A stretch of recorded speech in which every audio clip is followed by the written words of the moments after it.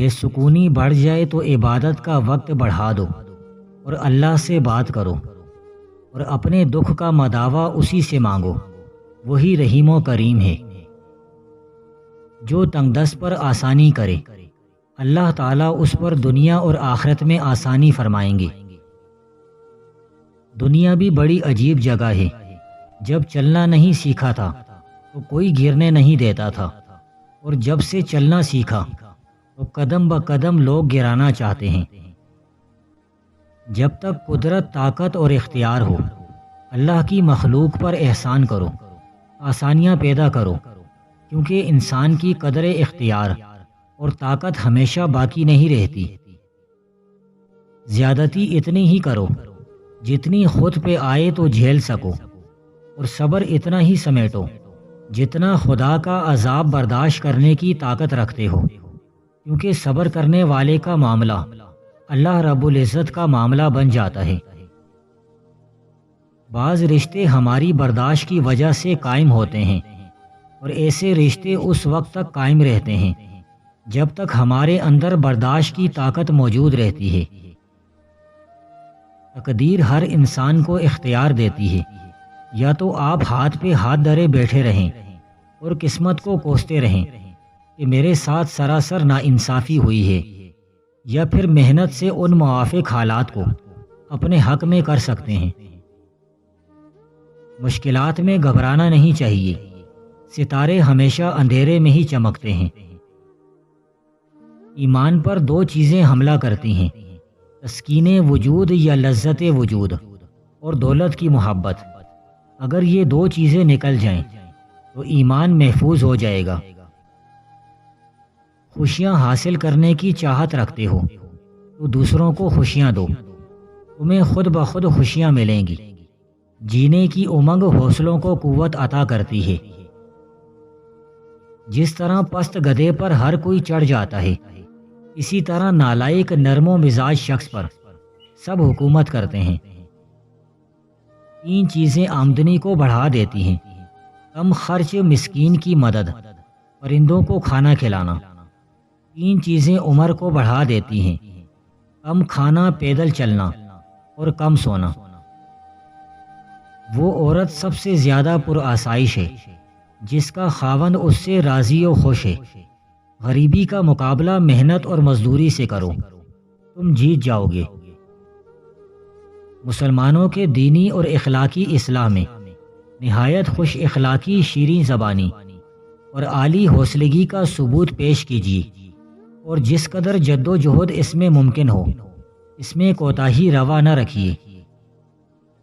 بے شک وہ بندہ جو مصیبت سے بارہا گزرتا ہے، لیکن اس سے بھی بڑا وہ بندہ جو کسی کو مصیبت سے نجات دلاتا ہے۔ حساب کا صاف رہنا اور پیسے پیسے کا حساب لینا ازبز ضروری ہے۔ یہی محبت اور یگانگت ہے۔ معاملات کو بالکل صاف رہنا چاہیے۔ انسان پہاڑ کی طرح مستحکم ہو، جسے نہ طوفان جنبش دے سکے نہ زلزلہ ہلا سکے۔ تمام جانور سوائے انسان کے اس حقیقت سے اچھی طرح واقف ہیں کہ زندگی کا اصل مفہوم اسے ہنسی خوشی بسر کرنا ہے۔ عقل مند بندے کی نشانی یہ ہے کہ وہ پہلے اپنے دل سے پوچھے گا، اگر دل اجازت دے گا تو بات کو منہ سے نکالے گا۔ سننے کے لیے جد و جہد اور سفر کرو، نہ کہ بولنے کے لیے۔ جتنا زیادہ سنو گے کامیابی پاؤ گے، اور جتنا زیادہ بولو گے خسارہ پاؤ گے۔ اگر دوستی برقرار رکھنی ہے تو پھر دوست کو قرض دے کر بھول جاؤ، اور کبھی قرض کی واپسی کا تقاضا نہ کرو۔ تنگ دست قرضدار کا اعتبار اس کے دوست بھی نہیں کرتے۔ دنیا کی سختی چار چیزوں میں ہے: جوانی میں مفلسی، سفر میں بیماری، موت کے وقت کسی رفیق کا موجود نہ ہونا، اور تنگ دستی میں۔ قرض چار لوگوں کی بدخوئی سے معذور سمجھ: روزے دار، مریض اور مسافر، اور تنگ دست قرضدار۔ اپنے آپ کو اچھا سمجھنا اور دوسرے کی برائیاں بیان کرتے ہوئے غیبت کرنا اپنی اچھائیوں کو برائیوں میں تبدیل کرنا ہے۔ جس بات کو تو اپنے دوست کے روبرو خطاب کرنا پسند نہ کرے وہ غیبت ہے۔ غیبت کا ایک کفارہ یہ ہے کہ دعائے مغفرت کرے اس شخص کے لیے جس کی تو نے غیبت کی ہے، تو یوں کہے کہ یا اللہ تو میری اور اس کی مغفرت فرما۔ اللہ کے بدترین بندے وہ ہیں جو لوگوں میں چغلی کھاتے پھرتے ہیں۔ دنیا میں جو وقت بھی مل جائے وہ نہایت غنیمت ہے، اس کی قدر کرنی چاہیے اور اس کو ضائع نہ ہونے دینا چاہیے۔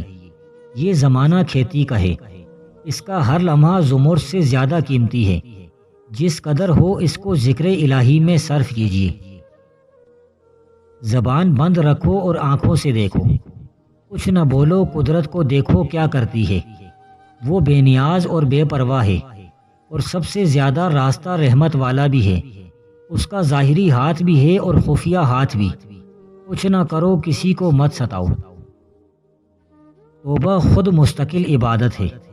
توبہ کے اندر اللہ تعالیٰ نے بہت بڑی طاقت رکھی ہے۔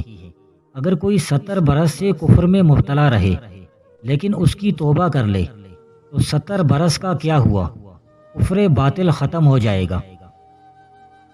صبر کا تعلق ہاتھ پیر سے نہیں بلکہ قلب سے ہے، اور قلب کا وظیفہ یہ ہے کہ صبر کرے، اور صبر کے معنی یہ ہیں کہ بندہ رضا کا اظہار کر دے کہ جو کچھ من جانب اللہ ہو وہ ٹھیک ہے۔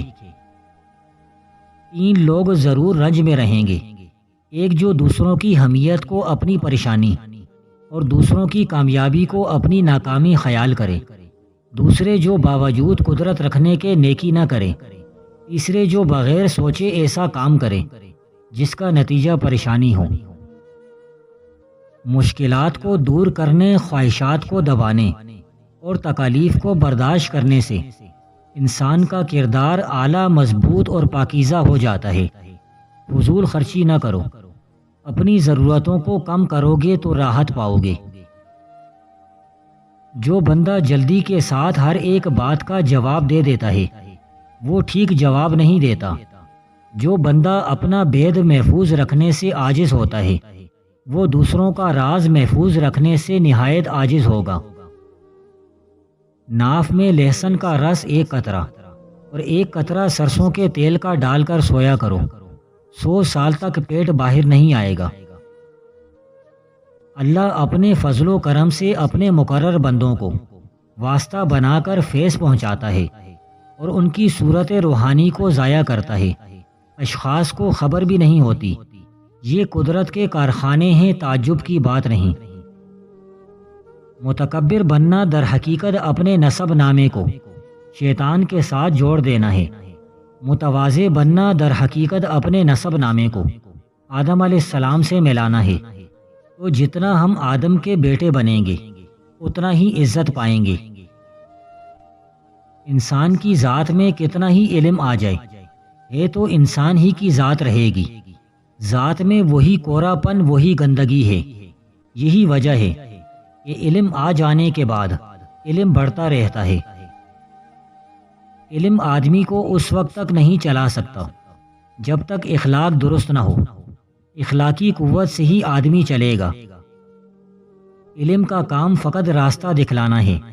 اگر ایک عالم بہت اعلیٰ علم حاصل کرے مگر عمل کی طرف متوجہ نہیں تو راستہ اس نے دیکھ لیا، مگر محض علم اسے راستے پر نہیں چلا سکتا جب تک کہ اس کے اندر چلنے کی اخلاقی قوت نہ ہو۔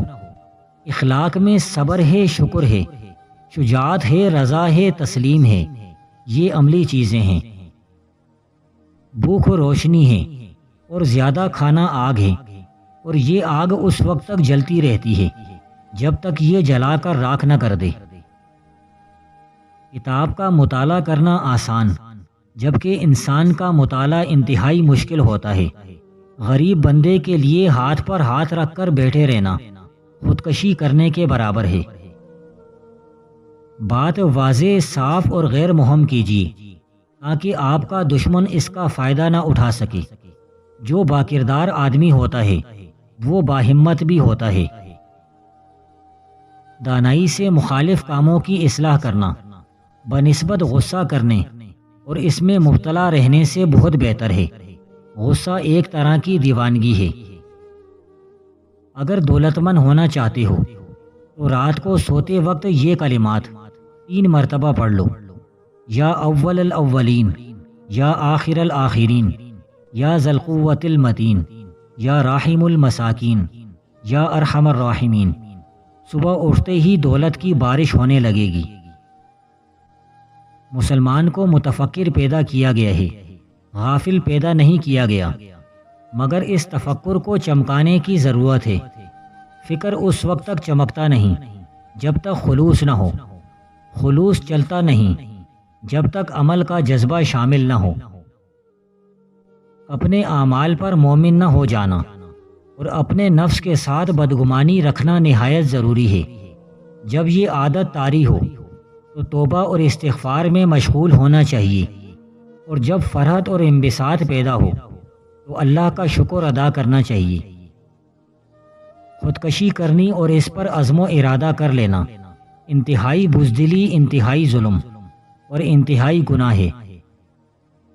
جس کے ساتھ تم ہنس چکے ہو اس کو بھلا سکتے ہو، اور جس کے پاس تم رو چکے ہو اس کو کبھی نہیں بھلا پاؤ گے۔